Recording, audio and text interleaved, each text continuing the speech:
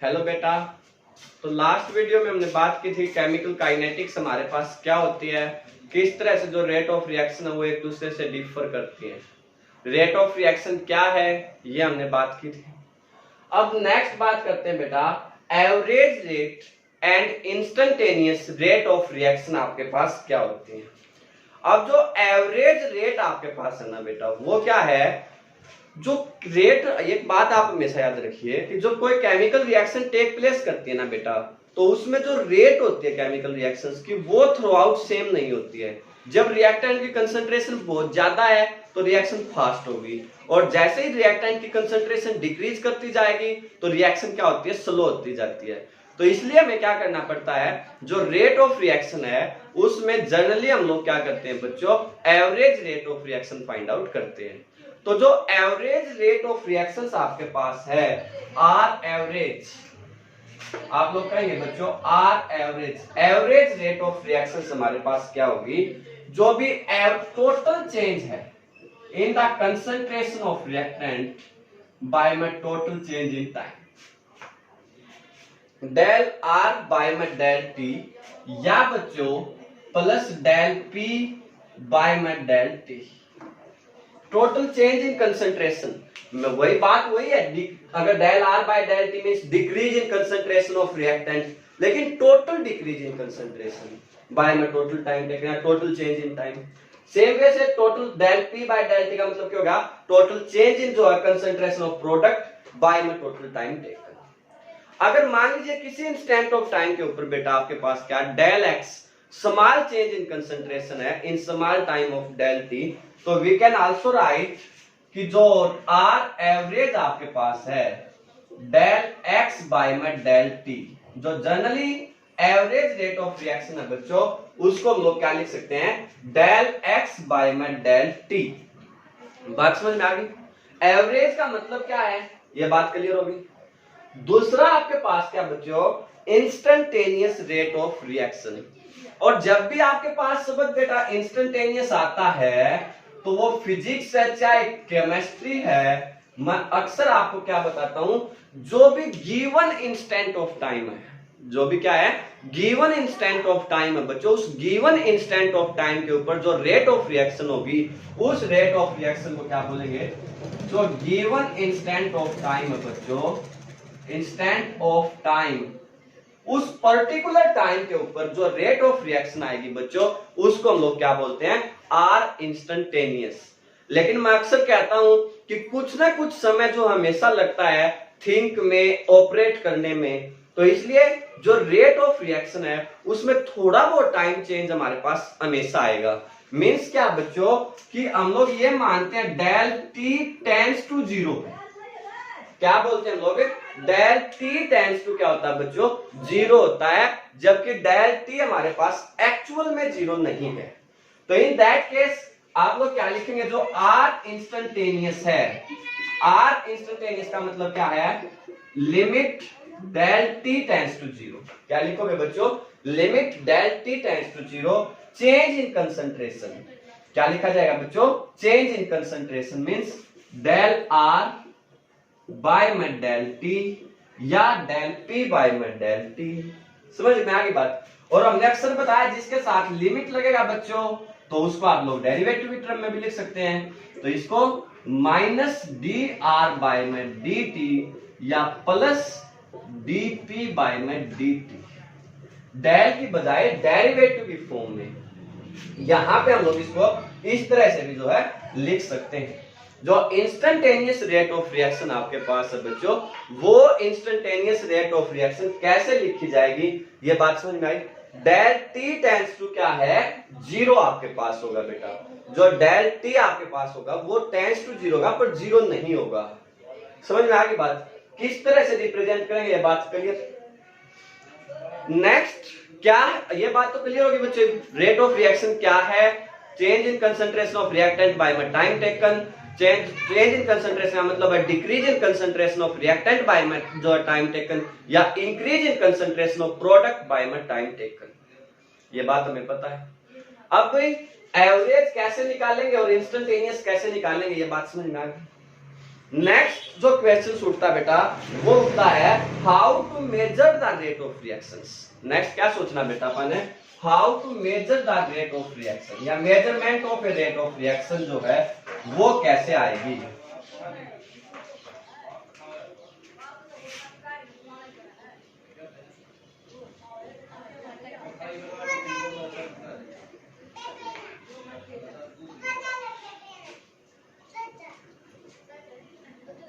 Measurement of a rate of reaction.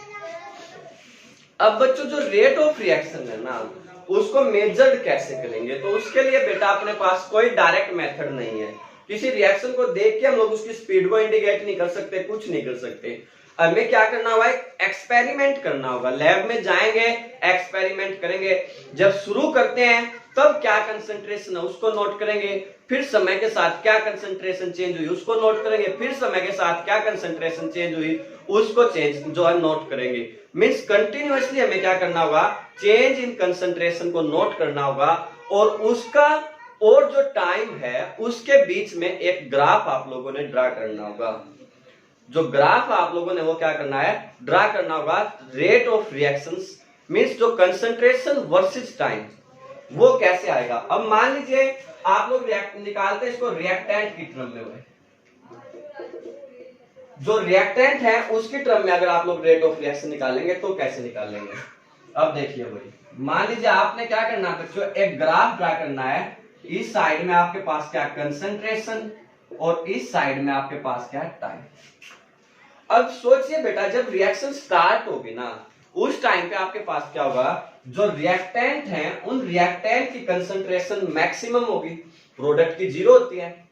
और जैसे जैसे टाइम पास होगा बच्चों तो जो रिएक्टेंट है उनकी कंसंट्रेशन डिक्रीज करती जाएगी ऐसे। लेकिन एक बात आपने हमेशा याद रखनी है बच्चों, इस कंसंट्रेशन को आपने जीरो कभी नहीं दिखाना है। 100% कोई भी केमिकल रिएक्शन कभी नहीं होती है, ठीक है। ये ऑलमोस्ट जीरो जा सकती है पर 100% जीरो कभी नहीं जाएगी। ये बात आप लोगों ने हमेशा याद रखनी है। बात समझ में आ गई। अब जो रेट ऑफ रिएक्शन है वो क्या बच्चों, दो प्रकार से आपके पास है, एवरेज रेट ऑफ रिएक्शन और इंस्टेंटेनियस रेट ऑफ रिएक्शन। जो एवरेज रेट ऑफ रिएक्शन आपके पास है या इंस्टेंटेनियस रेट ऑफ रिएक्शन है वो कैसे फाइंड आउट करेंगे। अब अगर आपने क्या करना है बच्चों, instantaneous rate of reaction find out करनी है तो उसके लिए क्या करो, आप लोगों ने मान लीजिए कोई भी क्रॉसपोंडिंग टाइम है, उस क्रॉसपोंडिंग टाइम का क्रॉसपोंडिंग जो है कंसंट्रेशन को नोट कीजिए। मान लीजिए ये आपके पास जो है कंसंट्रेशन है, ए पॉइंट है ये, फिर आपने कोई दूसरा पॉइंट नोट किया बी पॉइंट के ऊपर, ये T1 टाइम था, ये T2 टाइम था।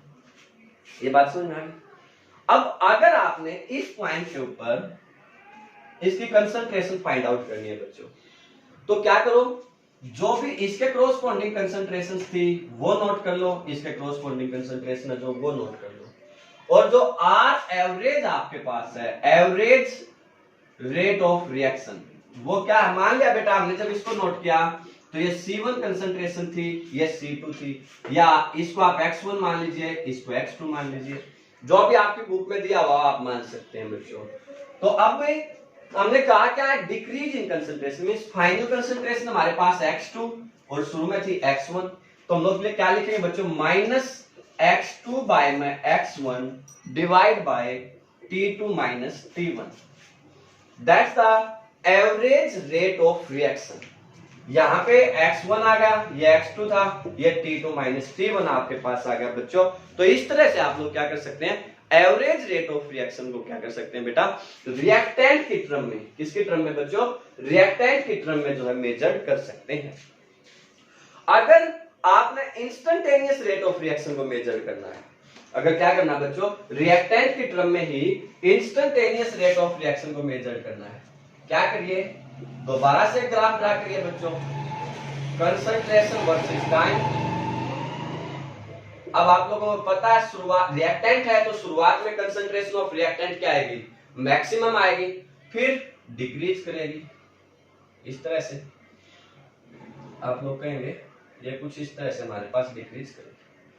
अगर आप लोगों ने इस पॉइंट के ऊपर इंस्टेंटेनियस रेट फाइंड आउट करनी है तो आप लोग क्या करें बेटा, इसके ऊपर एक टेंजेंट ड्रा कर दीजिए। क्या करिएगा, इसके ऊपर इस तरह से एक टेंजेंट ड्रा कर दीजिए। जो भी इसने एंगल फॉर्म किया है उसको नोट कर लीजिए। मान लीजिए थीटा जो कुछ भी है ये आपके पास में, या इसके एक्सटीरियर एंगल को मान लेते हैं हम लोग जनरली, ये क्या है थीटा है, तो ये 180 माइनस थीटा हो जाएगा। तो अब इस पॉइंट के ऊपर, इस पर्टिकुलर टेम्परेचर के ऊपर आप लोग जो इसकी क्रॉसपोंडिंग कंसंट्रेशन है, तो जो वो एंगल है वो इसके क्रॉसपोंडिंग यहां आ जाएगा। तो आप लोग क्या कहेंगे बच्चों, जो आर इंस्टेंटेनियस है वो किसके बराबर होगी, जो इस पॉइंट के ऊपर स्लोप आएगी।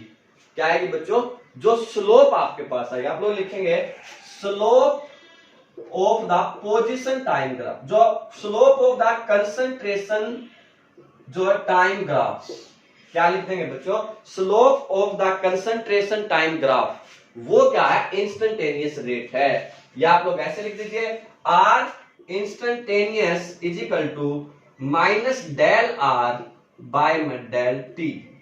या इसको क्या लिख देंगे, R instantaneous is equal to minus del are by del t.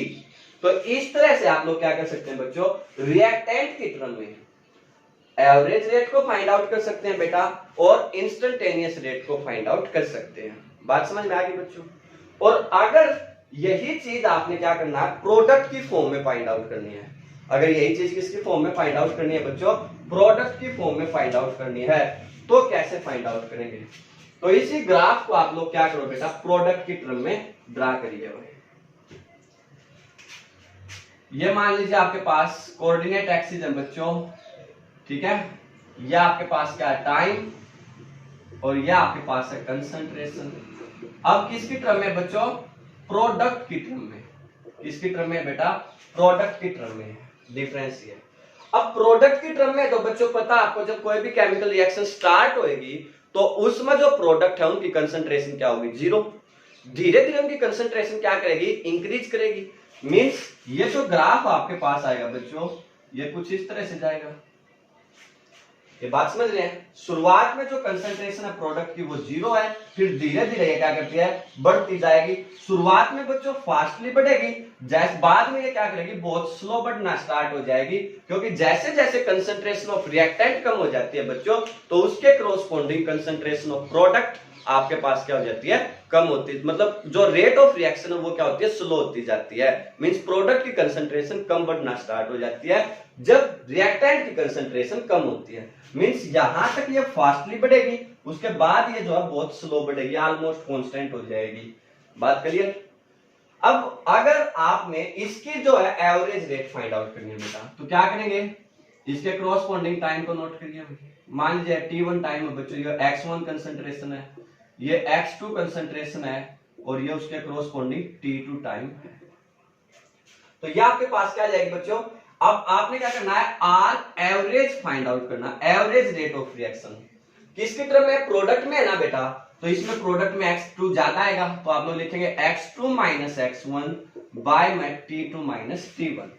जो आर एवरेज है बच्चों, या आप लोग इसको जनरली लिख लीजिए del x by del t। जो एवरेज रेट ऑफ रिएक्शन उसको कैसे फाइंड आउट करेंगे, ये कॉन्सेप्ट समझ में आया बच्चों।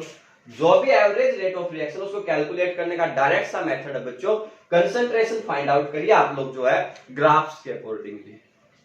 अगर आपने क्या करना है, इसकी instantaneous rate of reaction find out करनी है, अगर क्या करना है, instantaneous rate of reaction find out करनी है, तो आप लोग क्या करिए, एक जो है बेटा टेंजेंट ड्रा कर दीजिए इसके ऊपर, इस तरह से किसी भी पॉइंट के ऊपर टच करता हुआ टेंजेंट। मान लीजिए इस पॉइंट के ऊपर, एक्स पॉइंट के ऊपर इसको क्या कर रहा है, टच कर रहा है, तो आपने इस एक्स पॉइंट के ऊपर जो है रेट ऑफ रिएक्शन को फाइंड आउट करना है। क्या करो, इस रेट को जो आप लोग बढ़ा दीजिए आगे ऐसे, ए बी सी, तो ये क्या हो गया, आपके पास एक ट्रायंगल बन गई। मान लीजिए उसके क्रॉसपोंडिंग ये क्या है बेटा, स्मॉल चेंज है del x, change in concentration आपके पास है, और ये क्या है del t, small change in time है। समझाने के लिए एक्सपेंडेड फॉर्म में बेटा, वैसे तो बहुत ही क्लोज है ये, ठीक है। तो आर इंस्टेंटेनियस क्या लिखेंगे बच्चों आप लोग, जो भी आपके पास में डेल आर या डेल पी या del x by del T आपके पास आएगा, और वो del x by del T या del P by del T वो क्या आएगा बेटा, जो स्लोप आपके पास आएगी, क्या लिखेंगे आप लोग, स्लोप ऑफ द जो है कंसंट्रेशन टाइम ग्राफ्स। जो स्लोप आपके पास आएगी बच्चों कंसंट्रेशन टाइम ग्राफ्स की, उसके अकॉर्डिंगली आप लोग क्या करेंगे, इंस्टेंटेनियस रेट ऑफ रिएक्शन को फाइंड आउट करेंगे। बात समझ में आई बच्चों? How to calculate the instantaneous rate of reaction in term of the product and in term of reactant. How to calculate the average rate of reaction in term of product, और first graph में मैंने आपको समझा था reactant की term में। तो कैसे फाइंड आउट होंगे बच्चों, ये बात अच्छे से क्लियर होगी पक्का? देखिए एक बार आप इसको ध्यानपूर्वक, क्लियर है भाई? तो इसके बाद अगर हम लोग जो है नेक्स्ट बात करें, तो नेक्स्ट हमारे पास क्या होता है बच्चों, जो एक्सप्रेशन है रेट ऑफ रिएक्शन का वो कैसे लिखेंगे। कल मैंने लास्ट वीडियो में मैंने आपको समझाया था बच्चों कि अगर सिंपल रिएक्शन आपके पास है उसका रेट जो है एक्सप्रेशन हम लोग कैसे लिखते हैं, वो लास्ट वीडियो में मैंने आपको समझाया था। एक्सप्रेशन फॉर रेट ऑफ, जो एक्सप्रेशन फॉर जो है, एक्सप्रेशन फॉर जो है रेट ऑफ रिएक्शन। तो लास्ट वीडियो में बच्चों क्या बताना कि मान लीजिए आपके पास PCl 5 है, वो PCl 3 में कन्वर्ट होता है और साथ में क्लोरीन गैस में Cl2 में कन्वर्ट होता है। अगर हमें इसकी रेट को लिखना है तो वो रेट ऑफ रिएक्शन किसके बराबर आई थी बच्चों, rate is equal to minus del PCl 5 by में डेल टी। मैंने कहा था decrease in concentration of product by में टाइम, या increase in concentration of PCl 3 by में डेल टी, या increase in concentration of Cl2 by में del t. बात क्लियर हुई बच्चों? How to write the rate of reaction, ordinary थी तो सिंपल था, लेकिन अगर इसके आगे कोई भी कांस्टेंट लग रहा है बच्चों, जैसे मान लीजिए आपको कहा जाता है अमोनिया फॉर्मेशन है, N2 gas that will be react with the H2 gas converted into ammonia gas, इसके लिए रेट लिखिए बच्चों। तो इसके लिए रेट क्या आएगी भाई, minus decrease in concentration of nitrogen by में डेल टी, या decrease in concentration of hydrogen by में डेल टी। अब इसके आगे कोफिशिएंट लग रहा है बच्चों, तो उस कोफिशिएंट को आप लोगों ने क्या लिखना होगा, -1/3। ये क्या आ जाएगा, -1/3। अगर इसको लिखेंगे बच्चों तो ये आ जाएगा 1/2 डेल NH3 बाय में डेल टी। बात समझ में आई? तो जो भी प्रोडक्ट आपके पास है बच्चों, अब मीन्स समझना क्या है कि अगर कोई भी रिएक्शन है उसके साथ में जो भी उसका स्टोइचियोमेट्रिक कोएफिशिएंट लग रहा है ना बेटा, तो उसको रेसिप्रोकल करके उसके आगे आप लोगों ने क्या करना है, लिख देना है। उसके रेसिप्रोकल को क्या करना है, उसके आगे लिख देना है। और मान लीजिए आपके पास एक अनदर रिएक्शन है, वो है 2N2O5 is converted into 4NO2 plus O2। मान लीजिए ये आपके पास एक जो रेट ऑफ रिएक्शन है, तो उस टाइम पे ये आपके पास क्या होगा, जो भी रेट है वो लिखनी है बच्चों। तो इसकी रेट क्या आएगी बच्चों, अब इसका कोफिशिएंट है 2, तो आप लिखें -1/2 डेल N2O5 डिवाइड बाय में डेल टी, या +1/4 डेल NO2 बाय में डेल टी, या डेल O2 बाय में डेल टी। मीन्स जो भी ये कोफिशिएंट है बच्चों, इनका रेसिप्रोकल करके आपने आगे लगा देना है। इस तरह से हम लोग क्या कर सकते हैं, कोई भी जो रेट है उसको लिख सकते हैं भाई। क्लियर? एक अनदर वो आपसे कह सकता है, जनरली अगर आपसे कहा जाए कि एक रेट है AX plus BY converted into XX, या इसको आप लोग बदल लीजिए, मान लीजिए ये है A plus BB that converted into XX plus YY। इसकी रेट लिखिए आप लोग, ये क्या YY है बच्चों, इसकी रेट लिखिए। तो आप लोग क्या करेंगे बच्चों, इसके आगे कोफिशिएंट A लग रहा है ना, -1/A into del A by t, del T, या इसके आगे B लग रहा है बेटा, तो -1/B इंटू में del B by del t. इसके आगे x लग रहा है ना, तो इसको आप लोग क्या लिखेंगे भाई, 1/x प्लस में इंटू में del x by del T, या 1 बाय वाई प्लस में डेल वाई बाय में डेल टी। ये क्या है बच्चों, किसी भी केमिकल रिएक्शंस को लिखने का या उसकी रेट ऑफ रिएक्शन को लिखने का जनरल एक्सप्रेशन आपके पास है। सिंपल है बच्चों, तो सिंपली लिखा जाएगा। अगर कोई भी कोफिशिएंट उसमें आ रहा है तो वो उसका रेसिप्रोकल करके लिख दिया जाएगा। बेटा बात समझ में आ गई?